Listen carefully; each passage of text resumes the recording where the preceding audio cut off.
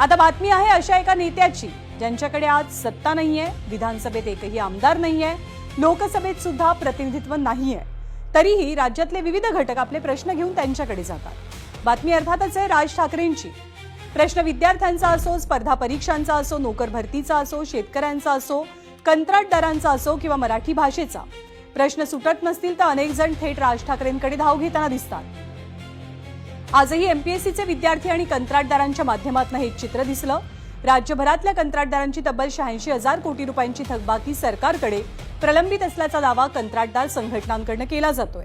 या थकबाकीसाठी राज्यातल्या विविध भागात कंत्राटदार आंदोलन करतात, मात्र आंदोलकांची सरकारकडून दखल घेतली जात नसल्याची कंत्राटदारांची तक्रार आहे। हीच तक्रार घेऊन राज ठाकरेंच्या शिवतीर्थावरती सगळे कंत्राटदार पोहोचले। या प्रश्नात राज ठाकरेंनी मध्यस्थी करावी, थकबाकी मिळवून द्यावी अशी अपेक्षा व्यक्त झाली आहे आणि कंत्राटदारांसोबत एमपीएससीच्या मुलांनी सुद्धा राज ठाकरेंची आज भेट घेतली। ड्रग इन्स्पेक्टर पदासाठी घेण्यात आलेल्या परीक्षेच्या पेपरफुटीचा मुद्दा मुलांनी मांडला। या प्रकरणी स्पष्ट पुरावे देऊन अद्याप एफआयआर दाखल झाला नसल्याचा आरोप करत विद्यार्थ्यांनी राज ठाकरेंसमोर गाऱ्हाणं मांडलं।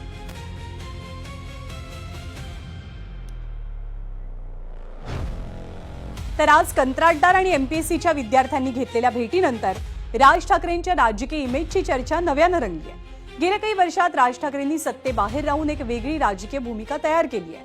प्रश्न ऐकणारा नेता, प्रश्नाला आवाज देणारा नेता आणि गरज पडली तर तोच प्रश्न थेट सत्तेच्या दारात नेऊन उभा करणारा नेता।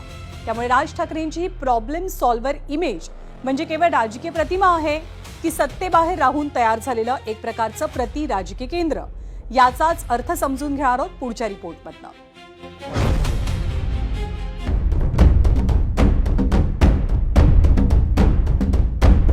बाळासाहेब ठाकरे जे आहेत यांच्या दरबारामध्ये जे प्रश्न भले भले प्रश्न हे कुठेही सुटत नव्हते, ते यांच्या दरबारात सुटत होते। ज्याला कोणी नाही त्याला राजसाहेब आहे आणि राजसाहेबांचा विषय असा आहे की त्यांच्याकडे जो जातो त्याचं काम पूर्णच होतं। प्रॉब्लेम अनेक, सोल्युशन एक। राज ठाकरे।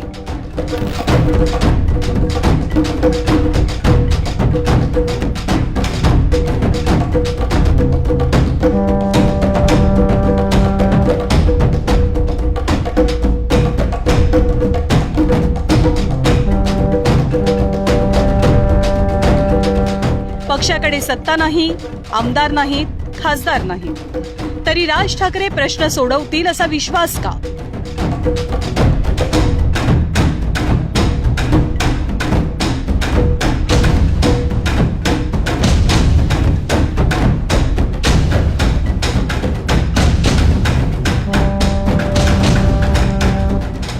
सरकार महायुतीचं असो किंवा महाविकास आघाडीचं, विद्यार्थ्यांपासून शेतकऱ्यांपर्यंत, युवकांपासून कंत्राटदारांपर्यंत राज्यातले विविध घटक आपले प्रश्न घेऊन शिवतीर्थावरती पोहोचताना दिसतात।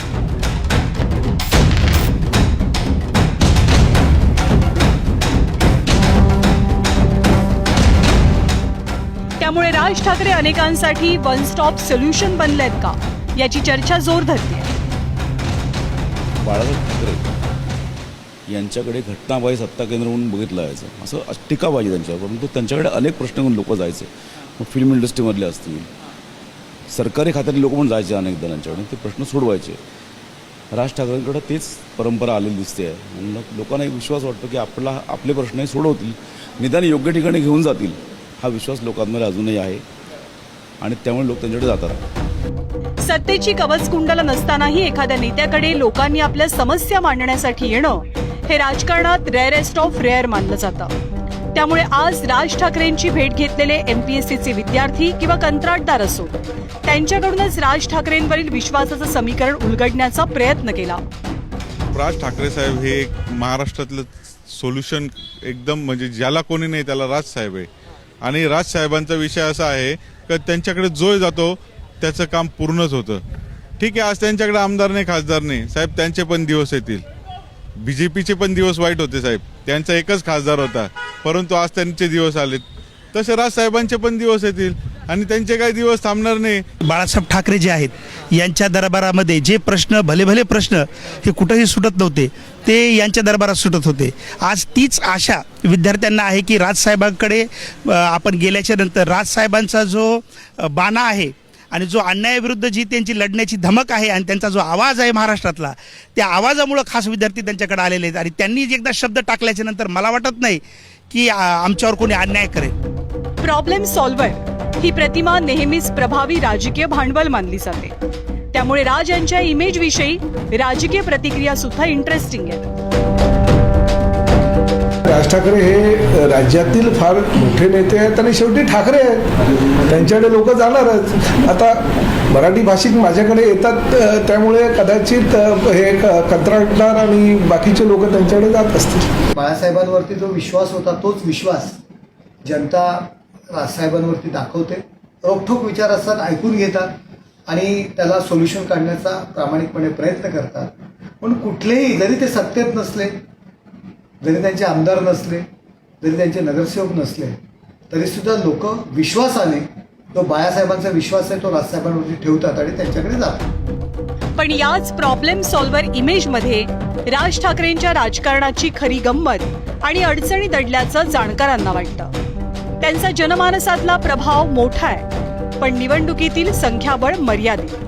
राजकीय चर्चेत वजन आहे, पण विधानसभेत प्रतिनिधित्व नाही. आणि म्हणूनच राज ठाकरेंसमोर सर्वात मोठं राजकीय आव्हान प्रॉब्लेम सॉल्व्हर पासून पॉलिटिकल अल्टरनेटिव्ह होण्याचं आहे. एक तर आउटस्पोकन लीडर आहे आणि लोकांना हा विश्वास आहे, जाणाऱ्या लोकांना, की हा डीलर नाही, हा लीडर आहे. हा त्यातला महत्त्वाचा भाग आहे. त्यामुळे लोक त्याच्याकडे जातात विश्वासाने आणि ते त्यांना सांगतात आपले प्रश्न जे आहेत ते. आज त्याकडे सत्ता नाही, आमदार नाही, खासदार नाही, पण तरीही ते आपल्यापर्यंत पोहोचतात, त्यांच्यापर्यंत लोक.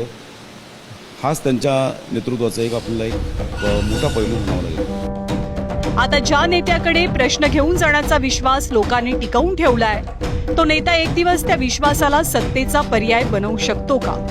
राज ठाकरेंच्या पुढच्या राजकीय प्रवासाचं खरं उत्तर याच प्रश्नात दडलंय. अजय मानेसह स्पेशल रिपोर्ट, एबीपी माझा, मुंबई. तर राजकारणात आवाज उठवणं वेगळं असतं आणि सत्तेत बसून तो आवाज कायद्यात, निर्णयात रूपांतरित करणं वेगळं असतं. प्रतिमा तयार करणं ही कला असते, पण तीच प्रतिमा मतांमध्ये, संख्याबळात रूपांतरित करणं ही त्याहून कठीण कसोटी असते. राज ठाकरेंनी लोकांपर्यंत पोहोचण्याची आणि त्यांचं दुःख समजून घेण्याची पहिली परीक्षा आता पास केली आहे, पण मतपेटीची, सत्तेची, संघटनात्मक ताकदीची दुसरी परीक्षा अजूनही बाकी आहे. थोडक्यात प्रश्न ऐकणारा नेता ते सत्ता चालवणारा नेता या दोघांमधलं अंतर मिटवणं हीच राज ठाकरेंसमोरची खरी परीक्षा मानली जाते. त्यामुळे शिवतीर्थ हे कायम एक तक्रार निवारण केंद्र राहणार की शिवतीर्थापासून सुरू झालेला हा प्रवास मंत्रालयापर्यंत पोहोचणार, या प्रश्नाच्या उत्तरातच राज ठाकरे यांच्या पुढच्या राजकीय प्रवासाचं भवितव्य दडलंय.